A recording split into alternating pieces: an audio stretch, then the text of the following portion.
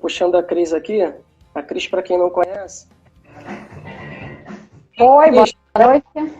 Tudo bom? Tudo jóia? Tudo bem? Tudo Estava bom. falando com o Dilcinho aqui da Bestcar e a internet dele estava travando um pouco. Cris, vou te apresentar aqui. A gente está com o pessoal aqui na live. E assim, eu queria dar dicas para eles com relação ao financiamento. Para quem não sabe, a Cris, eu já conheço a Cris já há uns 15 anos, né, Cris? Nossa, a gente já se conhece um bom tempo. A Cris, ela foi gerente do Bradesco durante uns 8 ou 10 anos no mínimo. Fazia toda a parte da brincadeira, a parte dela, um porte enorme lá na loja, né? Tem aí vasto para falar de financiamento. Passou pelo Banco Pan, agora faz consultoria. Tem corretora de seguros. A Cris está com o currículo. A gente tem que estar à frente aí de um monte de coisa, né? Cris. Então, eu espero poder ajudar aí, tirar dúvida. Vou te pedir, tentar esclarecer ao máximo aí. Pô, show. Isso que eu ia falar, Cris. Queria que você falasse de você, que eu vou te pedir uma dica aqui para dar para o pessoal com relação ao financiamento. Você podia nos ajudar. Eu queria que você falasse de você e logo em seguida eu vou te fazer uma pergunta. Tá certo. Então, espero poder ajudar com a experiência que a gente vem trazendo aí ao longo dos anos, né? De um lado até como um banco, do outro lado como revenda de automóvel, que eu também já trabalhei um tempo em concessionária. Então, assim, a gente acaba pegando um pouco dos dois lados. Então, eu espero poder estar aqui e agregar aí aos clientes, aos amigos, para poder estar tirando qualquer tipo de dúvida. Com certeza, Cris. Assim, na verdade, a gente sabe que todo mundo passa por isso, né? O automóvel é uma coisa que, assim, as pessoas acabam em algum momento tendo que trocar, tendo que buscar financiamento, enfim. Aí surgem aquelas situações que a gente sabe que todo mundo passa. Então, assim, eu sei que o financiamento, ele é um obstáculo grande e existe, assim, mitos que atrapalham as pessoas no momento da compra. Eu queria que você falasse, Cris, com relação a alguns desses mitos, para ajudar as pessoas a fazer um bom negócio, conseguir taxa boa. E, assim, uma dúvida que eu acredito que as pessoas têm é aquela questão: como a pessoa pode encontrar um bom parceiro, uma boa empresa, uma empresa qualificada, e que não fique jogando na cara dele? O problema é seu score. Qual é a dica que você tem para a pessoa encontrar uma empresa boa para aprovar o crédito? Claro. Primeiro que essa questão do score até não é uma coisa somente do cliente. Hoje, as instituições financeiras, elas mensuram também a questão das lojas. As lojas também, as lojas mais parceiras, as lojas que trabalham com mais seriedade, que têm um volume maior de financiamento, elas também têm a sua qualificação interna dentro do banco. Então, não tem só essa questão do score do cliente. Claro que o score do cliente pesa muito, mas a loja também, que ele vai optar em comprar o carro, a loja também tem que estar dentro de um padrão para que tenha uma questão aí de facilidade até numa aprovação, até numa condição melhor de taxa. Então, Cris, como é que o cliente, a gente sabe, a gente é profissional, a gente está no meio, né? Assim, para ajudar o pessoal que é nosso cliente, nossos parceiros, nossos amigos, tem algumas dicas que eles possam identificar como encontrar uma loja dessa qualificada? Porque não tem, assim, eu acho que uma forma clássica da pessoa que essa loja é bem pontuada e aquela não é. Mas como é que ele pode identificar isso? Fazer uma boa relação? Vamos imaginar como um cliente, né? Um cliente está fazendo uma pesquisa, está indo nas lojas, está vendo um carro. Primeira coisa que ele tem que observar é a estrutura da loja. Uma loja com uma boa estrutura, uma loja com bom estoque, procurar saber, por exemplo, se o carro que ele está vendo, se está no nome da loja, se a loja tem um estoque próprio. Então, assim, existem algumas formas, até de você, de uma maneira informal, você começar a identificar ali, filtrar se aquela loja é uma loja adequada para que você compre o carro. Até o aspecto mesmo dos carros, se os carros estão bem conservados e tal. Isso já é um start aí para você visualmente ver se a loja é boa ou não, né? Para que você entre e comece a fazer o negócio. Então, exatamente isso que eu ia te perguntar. Por exemplo, hoje a gente entende que tem que seguir regras, né? os processos hoje, eles são rígidos e assim, a gente sabe, por experiência, que um processo mal executado traz problema tanto para a empresa quanto para o cliente. Certo. Em relação à documentação, Cris, você já falou que a loja precisa ter o estoque em nome dela. O que a pessoa precisa fazer no momento que ela está buscando um carro para ela ter mais facilidade de aprovar o crédito e conseguir negociar taxas de juros mais baixas para atender aquela prestação que cabe no orçamento do consumidor? Tá, então assim, vamos esmiuçar aí que você fez um monte de perguntas e a gente vai falando um pouquinho de cada coisa. A primeira coisa que o cliente tem que fazer, por exemplo, é ele ter uma aprovação de um crédito dele. Primeiro, os bancos, ou as instituições financeiras, elas já sabem as suas informações. Elas já sabem, troca muita informação, uma instituição com a outra. Então, assim, as informações elas já têm. O que ela faz quando o cliente entra na loja e preenche uma ficha cadastral, ela vai confirmar aquilo e, é claro, a se atentar aí à questão, de repente um cliente mudou um emprego, vai atualizar o cadastro do cliente. Mas as informações básicas, elas já têm, em sua maioria já tem. Então, assim, quando você entra numa loja, como a gente falou de uma loja qualificada e tudo mais, não só a loja tem que estar qualificada, como os próprios funcionários da loja. O vendedor, a pessoa que é responsável por passar a ficha, em que não adianta, por exemplo, uma pessoa que ganhe lá R$2.000, ele ganha R$2.000 e ele vai dar uma majorada no salário dele, vai aumentar lá para 3 e pouco, 4. Ele aumenta o salário dele, aí o banco vai cruzar, aumentou o salário, dizendo que trabalha há 5, 6 anos num lugar, ganhando 3, 4 mil reais. Aí vai olhar a base de imposto de renda, não tem imposto de renda. Então, assim, não adianta você mentir. Mais vale, se você tem uma renda aí paralela, uma renda informal, você dizer fielmente de onde é que você vai tirar os recursos para poder fazer para ter o seu crédito aprovado, né? Isso é uma parte aí da questão da fidelidade das informações que você passa, a forma correta de você passar uma ficha. Isso outra coisa que você pergunta o cliente, né, Cris? Uma ficha mal passada? Uma ficha mal passada, uma vez que a ficha entra lá numa inconsistência, que ela começa a financeira, a instituição, achar que tem algo errado, aquilo ali começa a ficar mais difícil para ser aprovado. Quando, na realidade, pode ser até negado. E uma vez uma ficha negada, até que se esclareça o que aconteceu, isso demanda... um estresse até com o próprio cliente, com a loja, com a financeira. Então, assim, o cliente pode, de alguma forma, sem até saber, ter uma ficha queimada, por exemplo, porque não foi passado corretamente as informações desse cliente. Essa questão de acesso ainda acontece, assim, a gente às vezes pega uma ficha, um mau profissional, olha os dados do cliente, aí inventa telefone, coisa que a gente sabe que o mercado já fez e ainda insiste, né?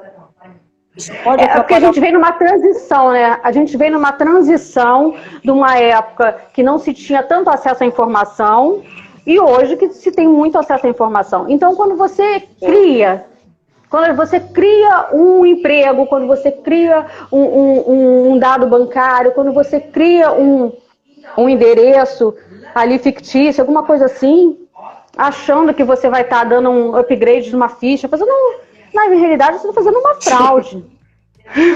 Você está fazendo uma fraude. Então, assim, essas informações o banco já tem. Então, quando o banco pega uma coisa inconsistente, nada impede, claro, que um cliente que tenha morado 10 anos num lugar, nos últimos 6 meses, por acaso, ele se mudou.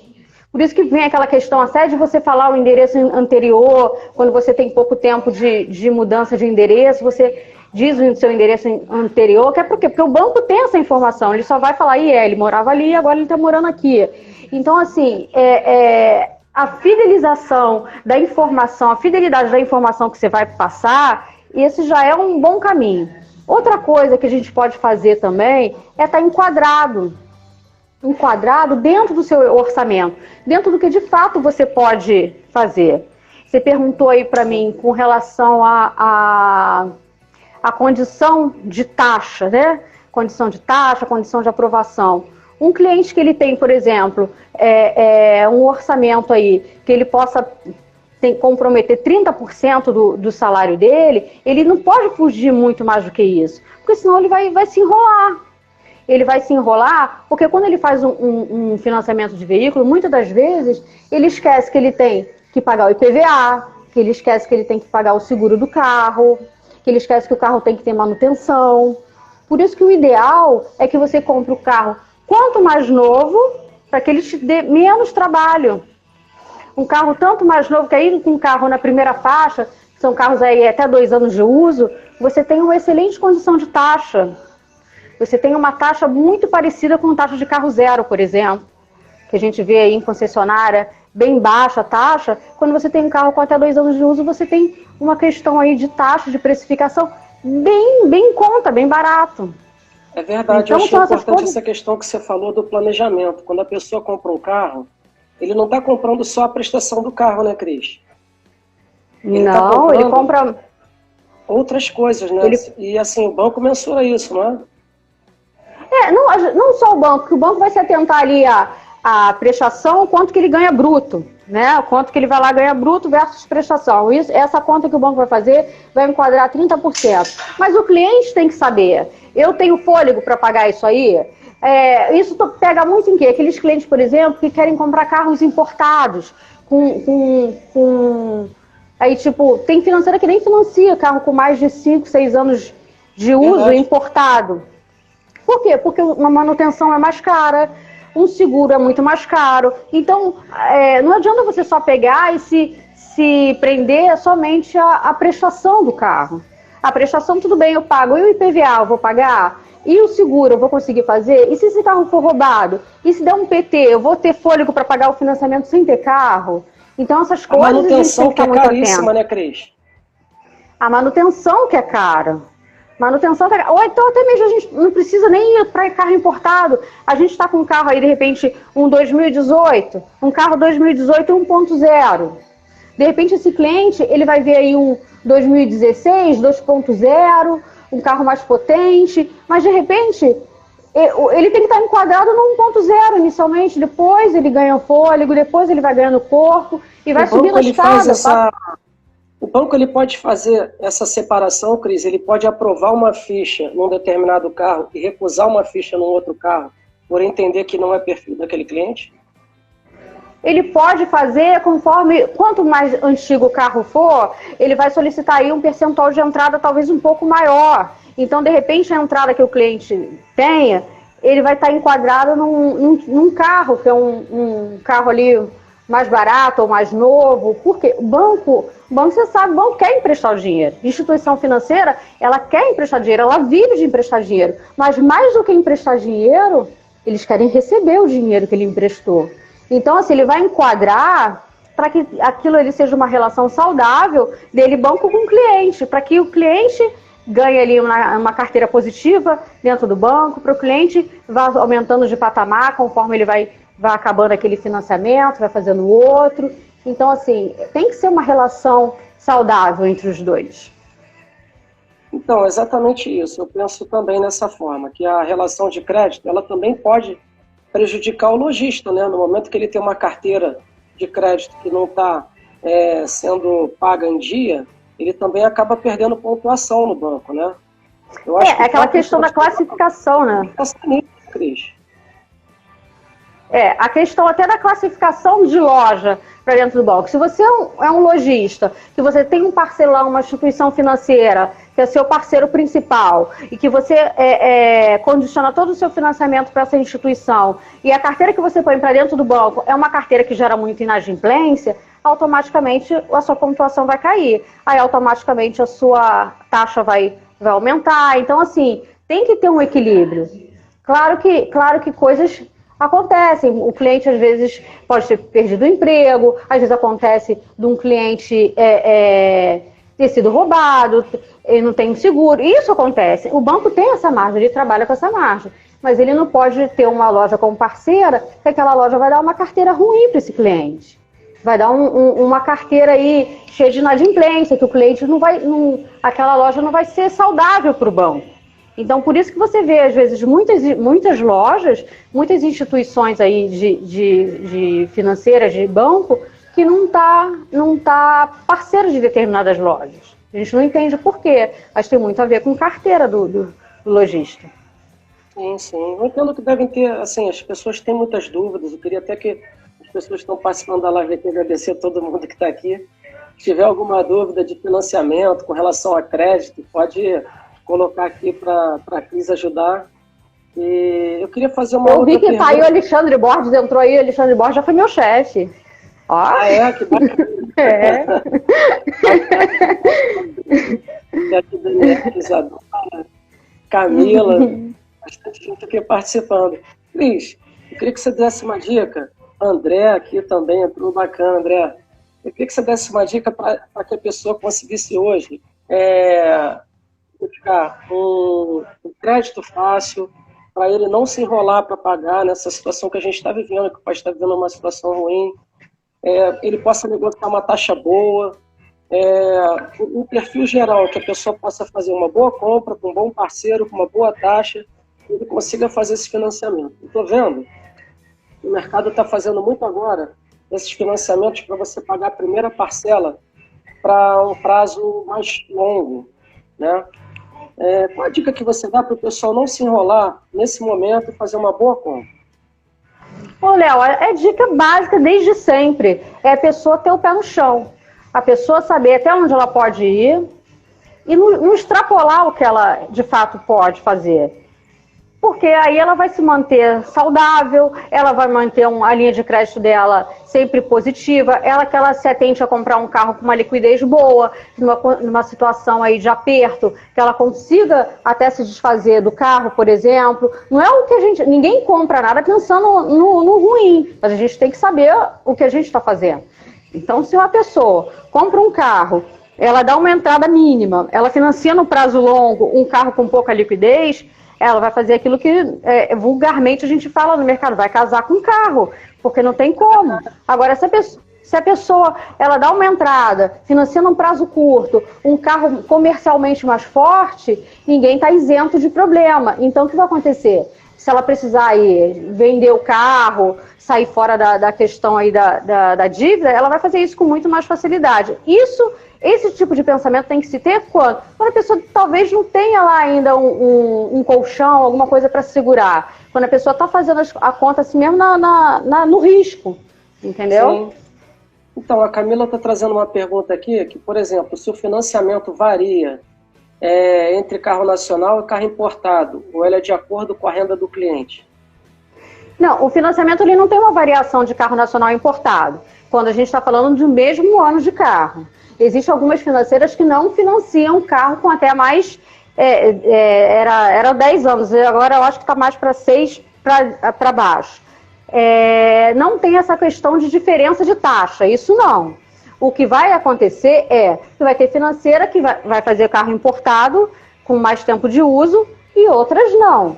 Agora, com relação à entrada, por exemplo, com relação à entrada, você pode dar uma entrada, mas não foi a entrada que ela me perguntou, não, foi da renda. A renda não tem a ver com se o cliente vai ter uma ficha melhor, a taxa melhor, ou um crédito mais fácil aprovado, se ele tiver uma renda maior. O que ele tem que ter é um enquadramento. Ele pode ganhar pouco, mas se ele tiver uma prestação adequada dentro da renda dele, o crédito dele vai ser aprovado, sem problema algum.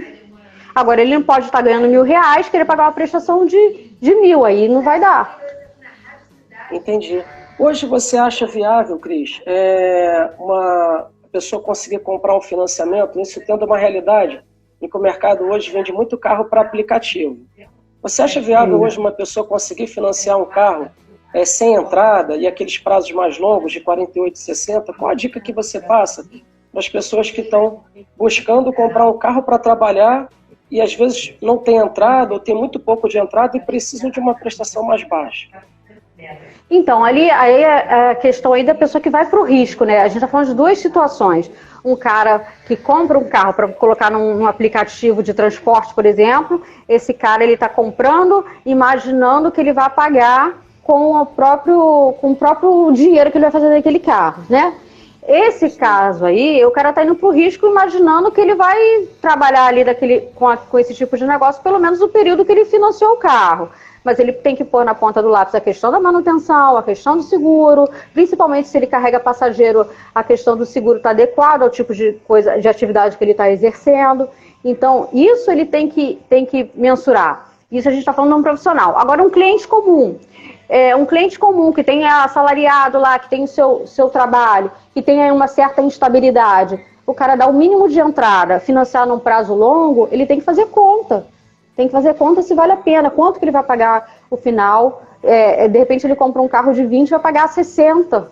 Então, assim, ele tem que, talvez, estar mais adequado dentro de um prazo menor e se esforçar para tentar dar uma entrada, se for possível. Uma entrada aí de 20%, 30%, que aí ele vai conseguir uma condição de taxa muito melhor e ele vai conseguir uma aprovação muito boa também. Eu tenho visto pessoas que estão querendo sair da locação e comprar um carro. E às vezes chega na loja e não tem entrada. A pessoa está no limite ali, não tem dinheiro para dar de entrada e aí tenta buscar aquele financiamento sem entrada em 60 meses. Hoje, realmente enxugou muito, né? E assim, às vezes a gente fica meio que sem alternativa. Eu não sei se tem alguma dica para a pessoa poder fazer ou não, para a gente poder tentar encaixar ele nesse quadro de financiamento. Olha, aí num caso aí de uma ficha 100% aí financiada praticamente, vai muito realmente do cadastro do cliente. E ele ir para o risco, que eu te falei, não é uma questão, ele ter consciência do que ele comprou um e vai pagar dois. Ele vai pagar dois em função de um prazo alongado e em função de uma mínima entrada, né? Que muitas das vezes ali é mais até pela molicar, que a pessoa faz aquela majoração, e muitas das vezes o cliente realmente não dá nada de entrada. Mas ele tem que ver se ele vai ter fôlego para isso, para segurar isso. Tem uma dúvida aqui do Márcio, né? Márcio PQD, nosso mestre lá. Ele está perguntando uma dica sobre seguro de carro. Se você acha bacana essas contratações de seguro dentro do financiamento, o que você acha sobre os seguros que eles são colocados junto do financiamento e muita gente tira para baixar a prestação. O que você acha disso? Eu acho o seguinte, quando você vai fazer aí um financiamento em 36 meses e você vai embutir aí R$2.000 no seguro, você vai pagar juros em cima do financiamento de 36 meses. O seguro você só vai ter a garantia de 1 ano. Então, assim, você tem que ver se vale a pena fazer isso.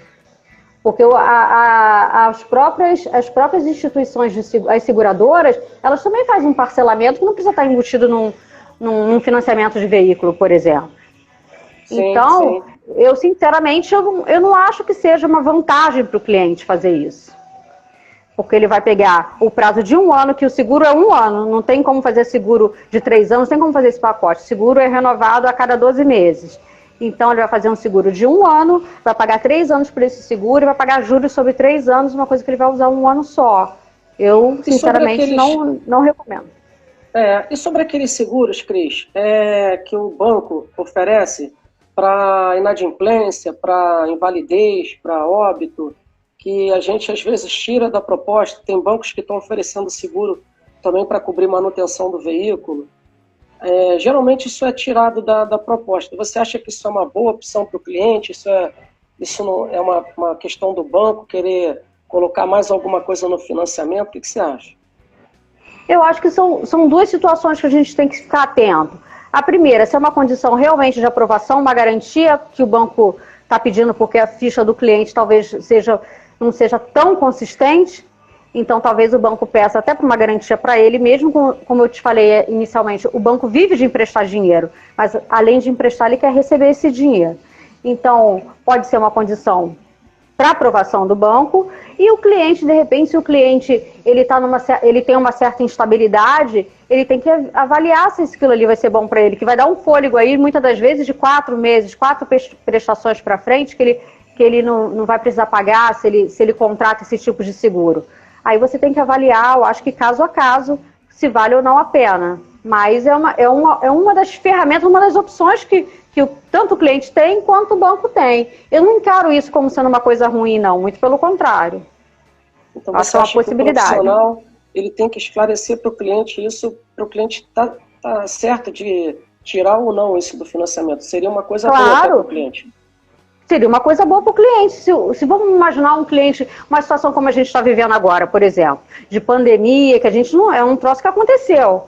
Ninguém nem podia imaginar que isso aconteceria. E muita gente perdeu o emprego, né? Ou daqui para frente pode acontecer, a gente não sabe, pode acontecer de perder. Se esse cliente tem um financiamento com esse tipo de contratação, ele vai ter uma garantia aí de 4 meses, mais ou menos, daquela prestação do carro paga. Eu acho que é vantajoso. Se o cliente vive dessa questão de salário. Agora, se é um cliente que tem um colchão, se é um cliente que tem uma saúde financeira bacana, aí ele avalia se vale a pena ou não ele contratar esse tipo de seguro.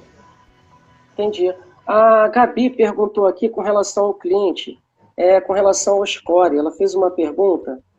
A pontuação do score do cliente é 60% da aprovação do seu crédito?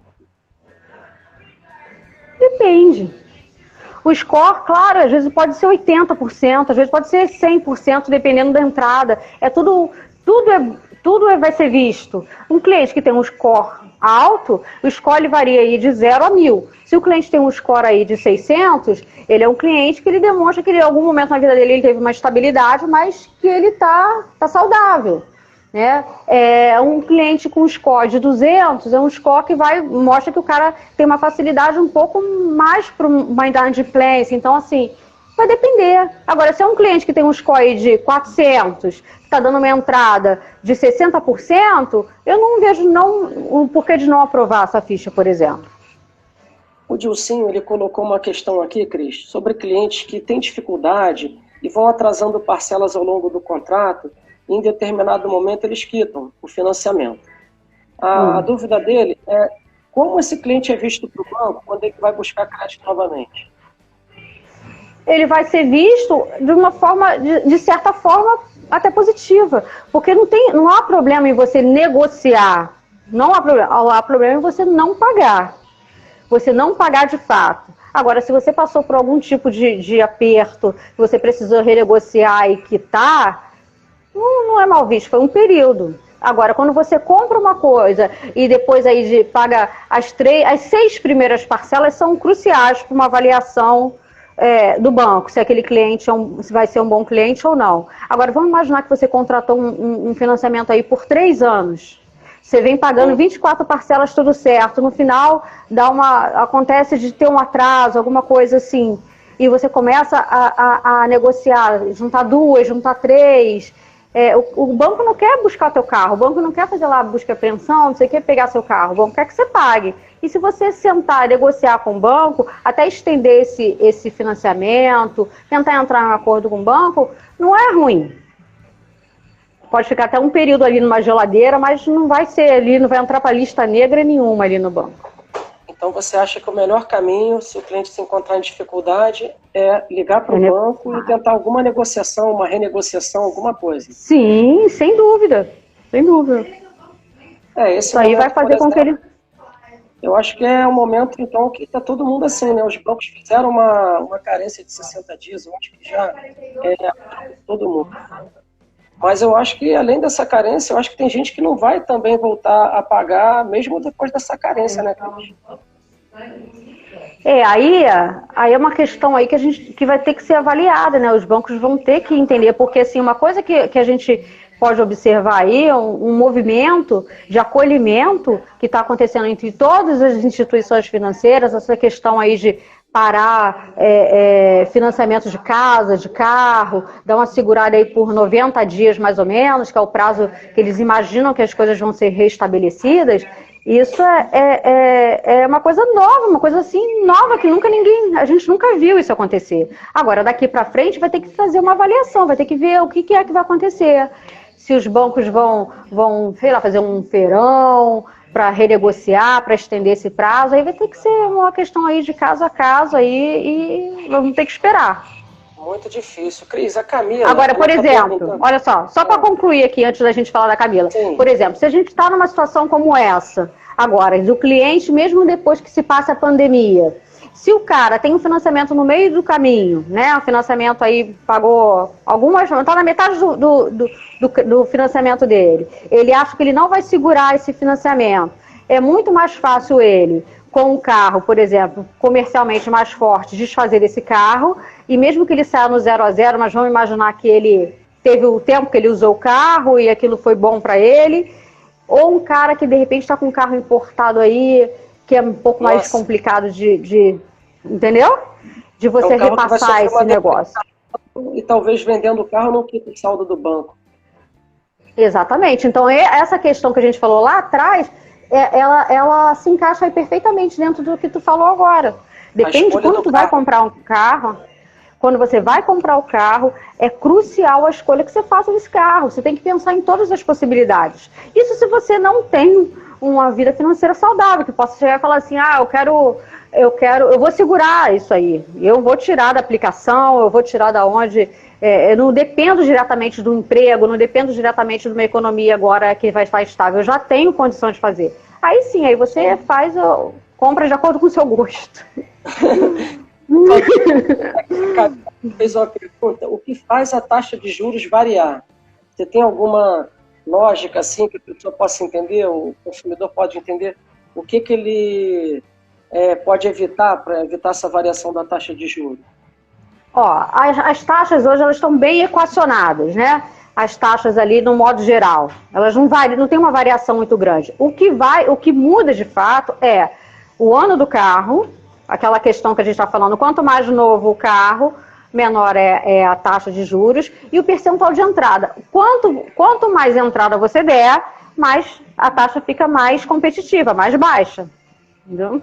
A variação sim. É basicamente essa. Sim. E aqui a gente tem uma outra pergunta. A Paula aqui, ela está comentando o seguinte, não deram carência, né? O que ela foi ligar para o banco, eles negociaram uma parcela mais alta para ela pagar depois, ou seja, eles não cobraram o mesmo valor de parcela. Eles anunciaram 60 dias de carência, mas na verdade colocaram juros na prestação. E aí botaram a prestação para o final do carnê. Isso daí o que a gente... uma questão de banco para banco, né? De negociação, assim, o banco, olha só, vamos só pensar numa coisa aqui, o banco, ele vai fazer da melhor maneira possível o negócio, mas o banco é uma instituição financeira, o banco vive disso, ele vive de juros, de dinheiro, de diferença de spread, o que ele captou, o que ele emprestou, ele vive disso. Então, assim, ele vai fazer da melhor maneira possível, ele vai tentar negociar, ele não vai prejudicar o cliente ao ponto do cliente ter uma cobrança lá via cartório, do nome do cliente para um SPC, um Serasa, isso ele não vai fazer nesse período aí de negociação. Agora, ele também não vai chegar e falar assim, me paga esse 500 daqui a 3 meses. Isso ele não vai fazer. Ele vai fazer, daqui a 3 meses você vai me pagar 510. Ele vai ter o reajuste dele, que é dentro de uma lógica. Claro que ele não vai chegar, era 500, agora vai ser 600. Ele não vai por esse caminho, mas o reajuste vai acontecer. Ele está flexibilizando para não cobrar a prestação agora, para o cliente não ficar inadimplente, mas está calculando o custo desse dinheiro para ele, né? Claro. Então, a Gabi fez uma pergunta aqui. É vantagem pagar a primeira prestação e a última parcela quando o contrato é em CDC? Compensa o desconto de juros? Compensa, até na metade do caminho compensa, depois não. Se você pagar, você fez o financiamento em 36, mas se você tem fôlego para pagar a primeira e a última, você não precisa fazer em 36, você faz em 18, você faz na metade do caminho, entendeu? Tem pessoas que fazem o financiamento e quitam rápido, né? E eu não sei nem se o banco vê isso de forma positiva ou não.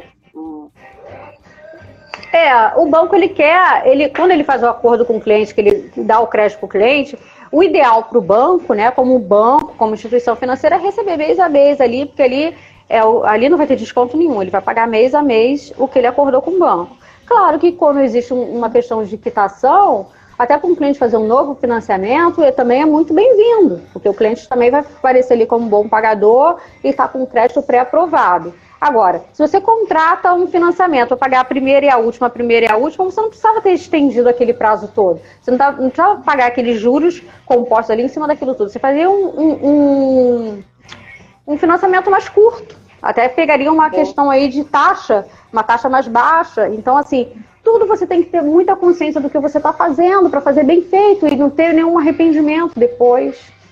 Verdade. A Camila, Cris, ela está perguntando se os bancos vão melhorar as taxas de juros por causa dessa crise que a gente está vivendo. O que você acha, Cris? Sinceramente, eu acho que não. Acho até que é um caminho contrário. É uma opinião pessoal. Eu não sei. Mas eu acredito que não tem como melhorar, porque o risco vai ser um pouco maior agora. Existe uma certa instabilidade.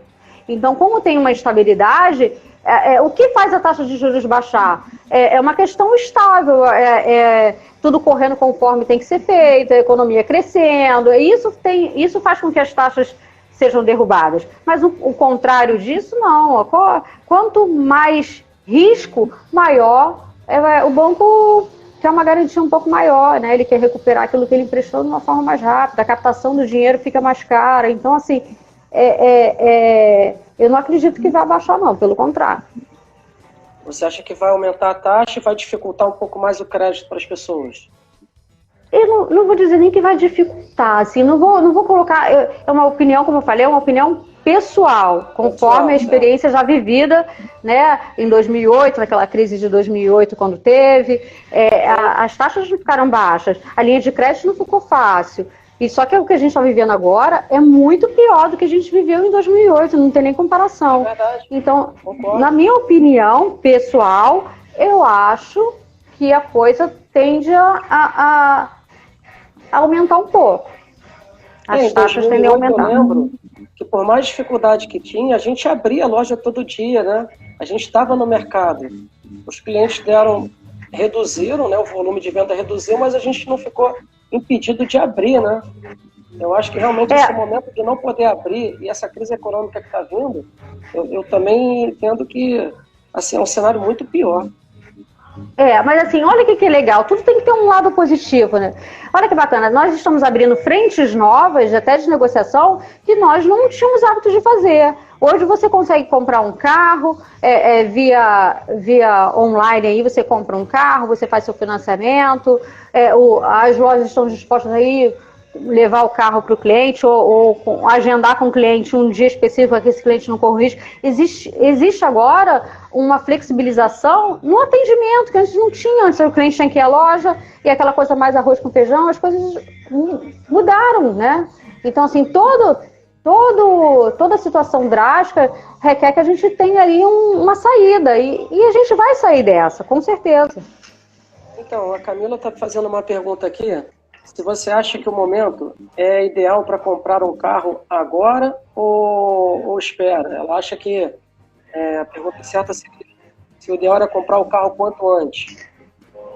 Eu acho, Camila, que com relação à taxa, eu acho que as taxas estão melhores agora. Mais para frente eu não sei como vai estar. Então, se você tem condição hoje de comprar, se você é segura, eu acho que o momento seria esse agora.